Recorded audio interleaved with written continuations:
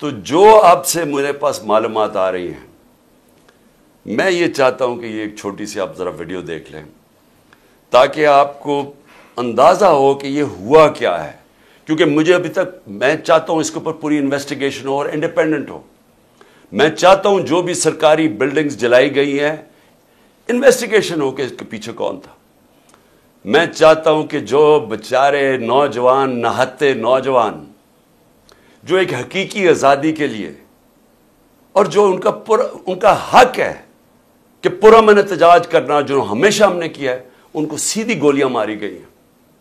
और जो पता नहीं कितने 100 लोग इस वक्त पड़े हुए हैं, गोलियां उन्हें लगी हुई हैं, जो अस्पतालों में पड़े हैं। मैं इस सब के ऊपर इंक्वायरी चाहता हूं, लेकिन इनसे नहीं चाहता। मैं चाहता हूं कि चीफ जस्टिस सुप्रीम कोर्ट, आप अपने नीचे कोई पैनल बनाए इंडिपेंडेंट।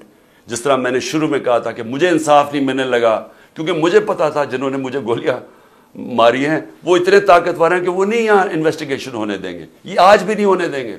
इसलिए इंडिपेंडेंट इन्वेस्टिगेशन करें, क्योंकि इसमें बड़ी, जो मुझे चीजें पता चली, आपको बड़ी बड़ी चीजें पता चलेगी इस कौम को, कि कौन ये चाहता था कि इंतशार हो और किसने फायदा उठाया इसका फायदा उठा के, जो ये बड़ी देर से चाह रहे थे, सारी तहरीक इंसाफ की लीडरशिप को इन्होंने जेल में डाल दिया। अब तक 3,500 वर्कर हमारे पकड़ के जेल में डाल दिए, अभी भी पकड़ रहे हैं वर्कर्स, और सिर्फ मौके का फायदा उठाया इन्होंने। मैं अभी आपको बताऊंगा कि बाकी इन्होंने क्या किया है।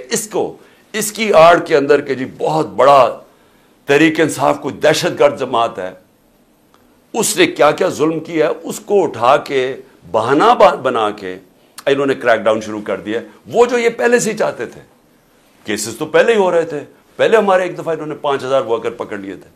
तो लेकिन ये जरा, अब आप ये जरा वीडियो देखें प्लीज।